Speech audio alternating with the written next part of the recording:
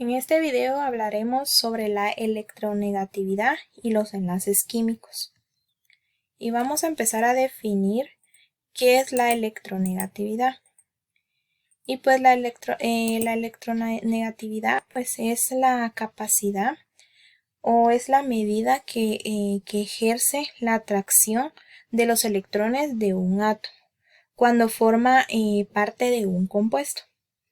Mientras más electronegatividad tiene el átomo en su elemento, más atracción tiene por los electrones.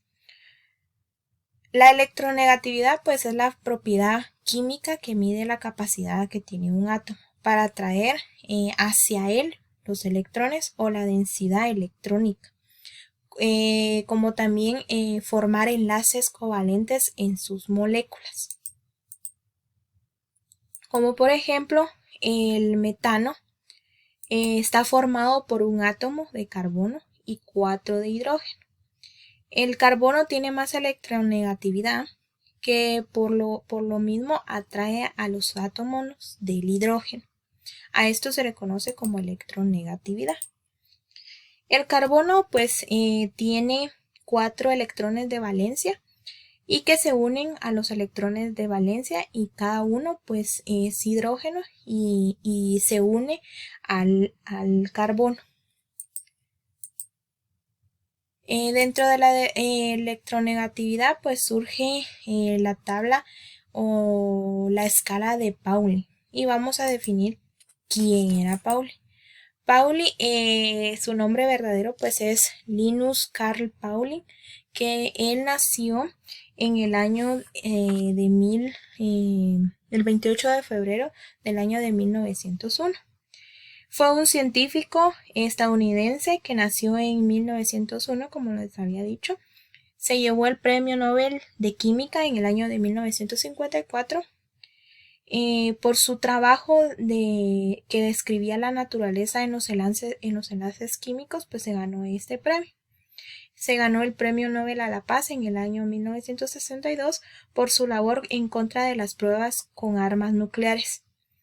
La electronegatividad de los átomos pues propuso la escala que se utiliza en la tabla periódica para ordenar los elementos conforme su electronegatividad. Publicó también diferentes obras muy importantes, como por ejemplo La naturaleza del enlace químico. También publicó también durante la Segunda Guerra Mundial como sus investigaciones en la anemia de las células falciformes. También uno de las características principales que él tiene pues clasificó la electronegatividad en la tabla periódica y lo clasificó de esta forma, como por ejemplo encontramos a cada uno de los componentes de la tabla periódica y los clasificó y le dio el número de electronegatividad al número que se encuentra en la parte de abajo. Así es como él le dio la electronegatividad a cada uno de los elementos de la tabla periódica y ordenándolos según el número. En los enlaces químicos, pues conocemos que los enlaces químicos es la fuerza de atracción que existe cuando se unen dos o más átomos para formar cristales o moléculas. Estos enlaces pues se forman de la materia que tiene a unir y alcanzar condiciones más estables que estando solos. A través de estos diversos métodos se logra equilibrar y se comparte su carga eléctrica en la naturaleza. Los enlaces químicos ocurren en la naturaleza y forman parte tanto de sustancias inorgánicas como de forma de vida, ya que sin ellos no podrían construirse las proteínas, los aminoácidos complejos que forman nuestro cuerpo. También dentro de los enlaces químicos pues vamos a ver cómo ocurren estos enlaces. Frecuentemente se ubican en la naturaleza. Ganan o ya sea que pierden los electrones. Esto sucede porque la mayoría pues, de los elementos de estos átomos no tienen completamente su último nivel de energía, por lo que deben de unirse a otros para poder alcanzar estabilidad.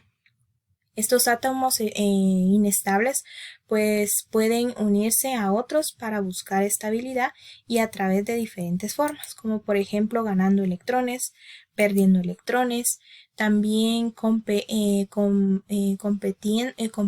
con electrones y dentro de los enlaces químicos pues ocurre gracias a la unión de los electrones de valencia de los átomos y pues dentro de ellos puede ser, como por ejemplo aquí, del mismo elemento como la molécula del oxígeno. En este caso es el oxígeno que respiramos, que está formado por dos átomos de oxígeno. Pero a diferencia que de los átomos de la molécula del agua, pues que está formado por dos moléculas de hidrógeno y una de oxígeno, y al unirlas estas, pues forman el agua. Dentro de los tipos de enlaces químicos, pues existen tres tipos.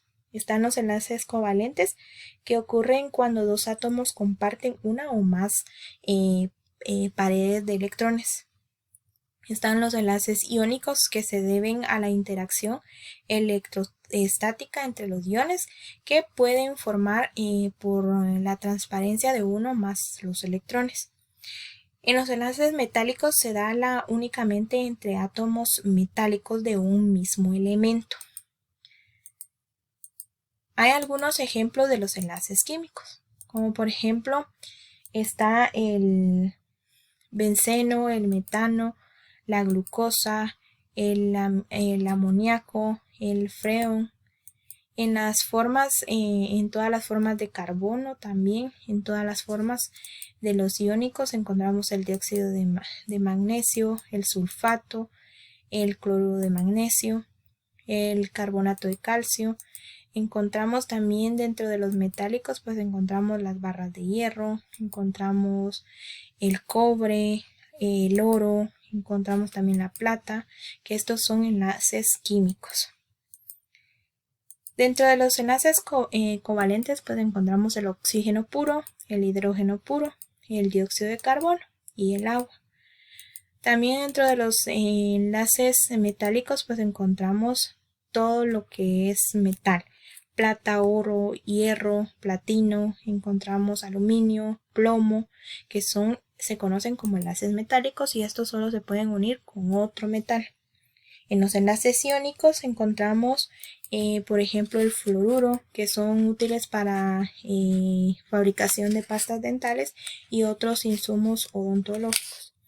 El sulfato, que cuya unión de un metal sirve como fines diversos, auditivos, pueden utilizarse, o en la construcción, hasta insumos para la radiografía que vemos. Los nitratos pues lo utilizamos en la formulación de químicos para abonos o fertilizantes, y también el mercurio, que lo utilizamos en distintos métodos. También el permanganato, que lo utilizamos en tratamientos de aguas residuales o en la fabricación de desinfectantes. Y así es como llegamos hasta el final, que es: hablamos sobre la electronegatividad y los enlaces químicos.